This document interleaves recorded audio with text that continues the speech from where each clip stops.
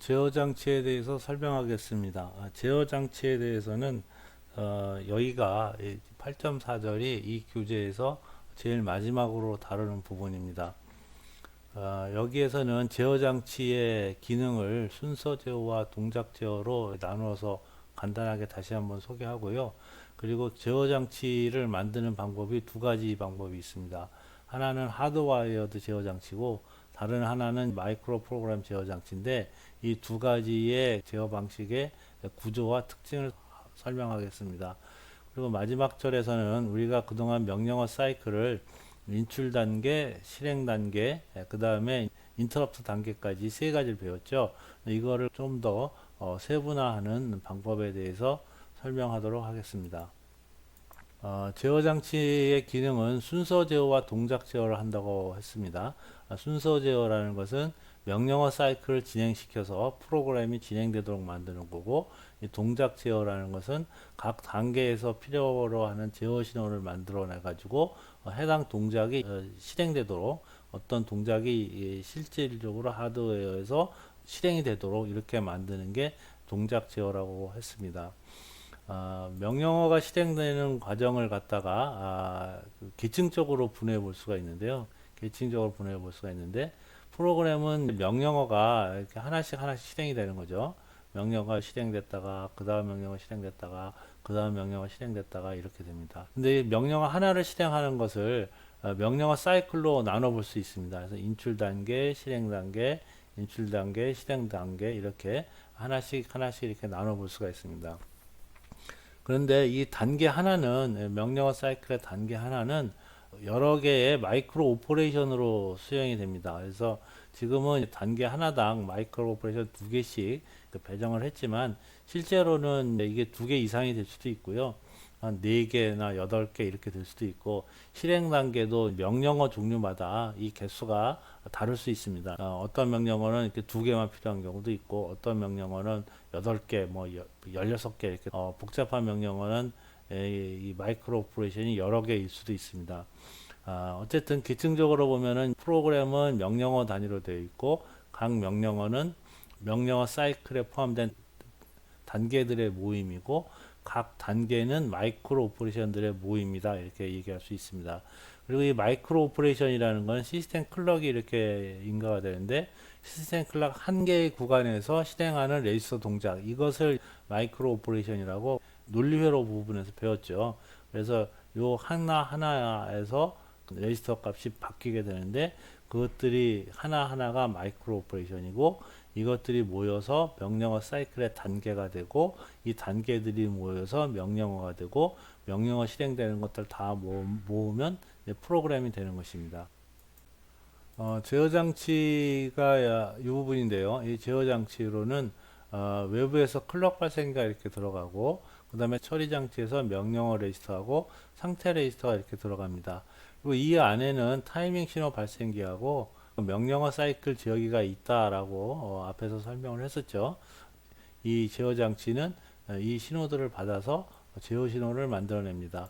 이 제어 신호들이 CPU하고 컴퓨터 내부에 다른 곳으로 인가가 돼서 동작 제어를 일으키게 됩니다. 이 입력 신호가 어떻게 쓰이는가 알아보면은 이 명령어 레지스터, 이 명령어 레지스터는 나중에 제어 장치가 동작 코드를 해독을 하죠. 해독이 디코드예요. 디코드를 해독이라고도 얘기하는데, 이 명령어 레지스터의 그 OP 코드, 동작 코드 부분을 디코드를 해서 현재 무슨 명령을 실행하는 거구나 라는 걸 알아서 그거에 맞춰서 이 제어 신호를 생성해 주는 일을 하고요. 그 다음에 상태 레지스터, 상태 레지스터가 또 이렇게 들어가게 되는데, 상태 레지스터는 이 안에서 조건부 실행할 때, 그러니까 그 상태 레지스터 플래그의 값을 봐가지고 이 부분을 실행할 건지 실행하지 않을 건지 이걸 결정하기 위해서 이 상태 레지스터를 씁니다.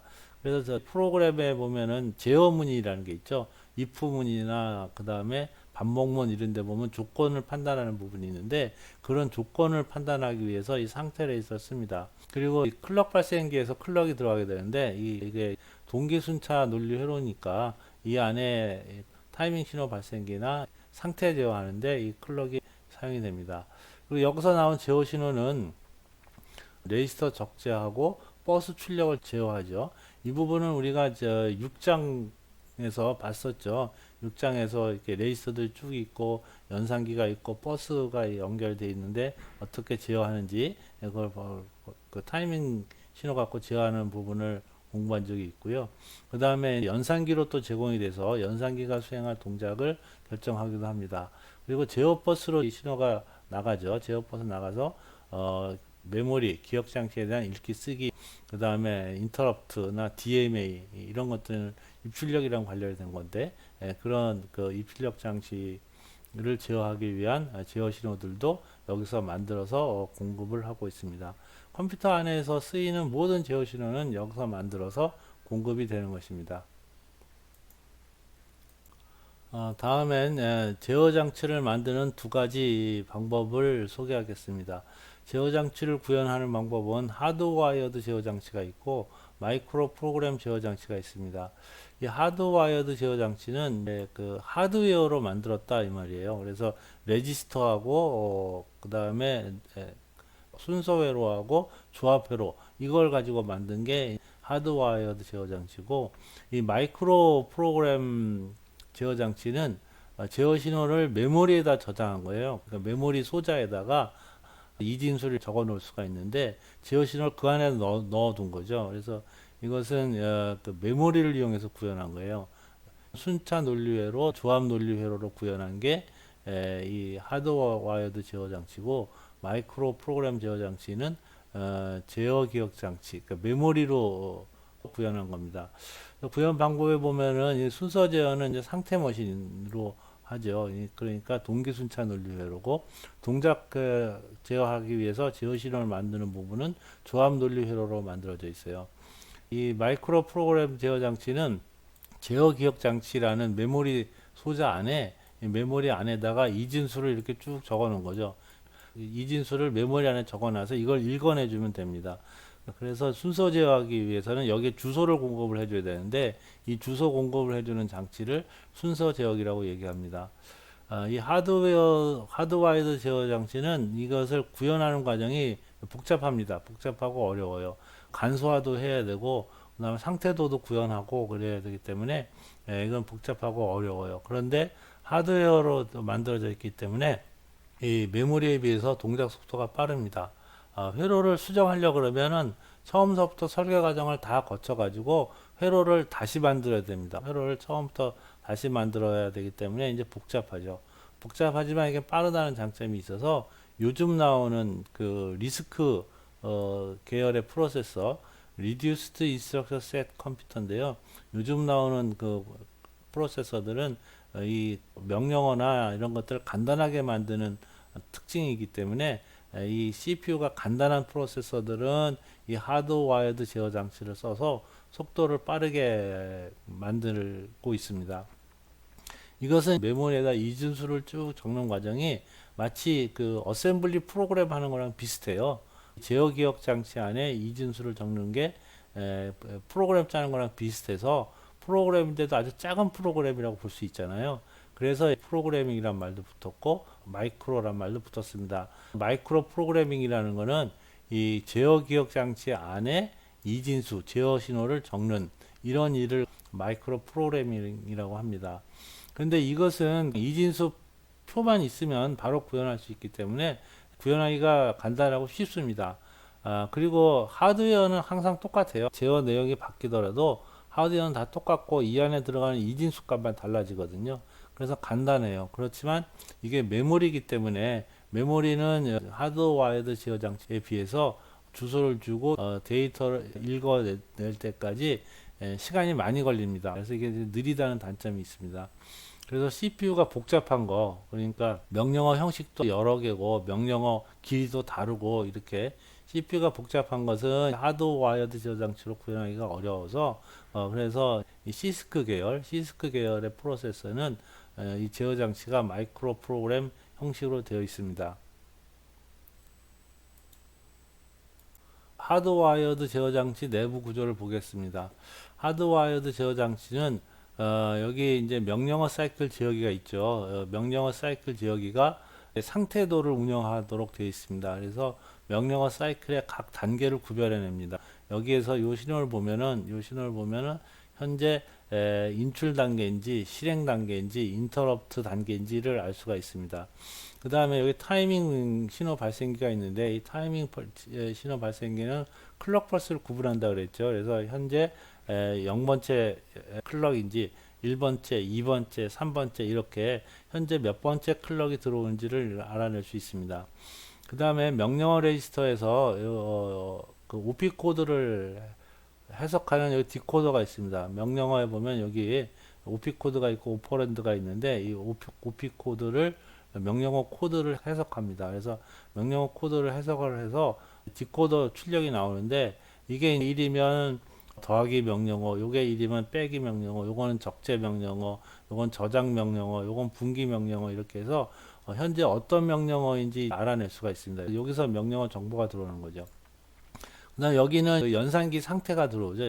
연산기 상태가 이렇게 들어옵니다. 그러면 여기서 제어 신호 발생기가 조합 논리 회로로 되어 있는데 현재 어떤 명령어 사이클이고 그 다음에 타이밍 신호는 몇 번째 펄스고 그 다음에 명령어는 어떤 게 들어와 있고 그 다음에 조건 코드가 뭔지를 알고 있으니까 그때그때마다 엔드 게이트, 오아 게이트 같은 걸로 조합 논리 회로를 만들어서 필요한 제어 신호들을 만들어낼 수 있습니다. 그래서 이렇게 하드와이어드로 구현이 되어 있기 때문에 구현할 내용이 바뀌면 그러면 이 부분을 다 다시 설계를 해서 새로 집어넣어야 되는 단점이 있는 것입니다. 마이크로 프로그램 제어 장치는 이 안에 제어 기억 장치라는 게 있습니다. 이게 그냥 그 메모리 소자예요. 메모리 소자인데 여기에 주소를 이렇게 줄 수가 있고 그 다음에 이 안에서 데이터를 읽어내는 거죠. 이 안에 데이터를 읽어내서 이 데이터가 제어 신호입니다. 그러니까 이 제어 기억 장치 안에 그 숫자들이 그 이진수가 쭉 저장이 되어 있는데 이 들어있는 값 자체가 제어 신호예요. 이게 그래서 한 주소 안에 제어 신호들이 이렇게 쭉 제어 신호들이 쭉 이렇게 들어가 있습니다. 그러면 이 제어 장치가 해야 될 것은 어느 주소를 읽어내 가지고 외부로 공급할 것인가, 이 제어 신호 어떤 걸 읽어내서 공급할 것인가, 이것만 결정을 해주면 되거든요. 그래서 이 기억 장치 안에 있는 것이 제어 신호이기 때문에 이 기억 장치를 제어 기억 장치라고 합니다. 그러니까 제어 신호가 들어있는 기억 장치 이런 뜻이죠. 제어 신호가 들어있는 기억 장치 이런 뜻입니다. 그리고 제어 주소 레지스터는 여기에다가 주소를 공급하는 레지스터, 이게 제어 주소 레지스터고요. 제어 버퍼 레지스터는 이 안에 있는 데이터, 이게 제어 신호인데 이거를 읽어서 여기다 적재를 했다가 외부로 이렇게 공급해주는 그런 레지스터가 제어 버퍼 레지스터입니다. 그리고 여기서 중요한 게 순서 제어기라는 게 있습니다. 이 순서 제어기는 이 안에서 어떤 신호를 읽을 건지를 결정하는 건데 결국 이 주소 값을 결정해 주는 거죠. 이 주소 값을 결정해 주는 장치가 이 순서 제어기입니다. 그래서 이 순서 제어기를 마이크로 프로그램 시퀀서라고 얘기합니다. 이 시퀀서는 다음에 CAR에 적재할 다음 주소를 결정하는데 이것은 여기서 피드백이 돼서 다음 주소를 결정하는 요거에 의해서 결정할 수도 있고 그 다음에 명령어 레지스터를 보고 결정할 수도 있고 그 다음에 상태 레지스터를 보고 또 결정할 수가 있습니다. 그래서 이걸 세 가지를 참고를 해서 여기에 주소를 결정합니다. 그러니까 제어 기억 장치에는 이렇게 인출 단계에서 실행할 명령어들이 이렇게 제어 신호들이 쭉 있고 그 다음에 각 명령어마다 실행 단계에서 필요한 제어 신호들이 또 이렇게 들어 있거든요.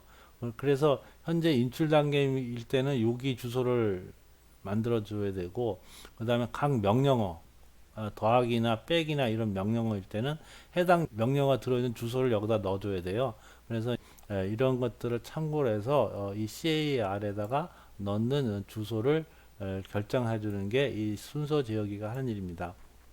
그러니까 이 제어 장치는 제어할 제어 신호가 바뀌더라도 이 전체 모양은 바뀌지가 않아요. 이 안에 들어가는 값만 바뀌는 거죠. 제어 신호 이진수 값만 바뀌게 되는 거죠. 전체 큰 틀은 바뀌지 않습니다.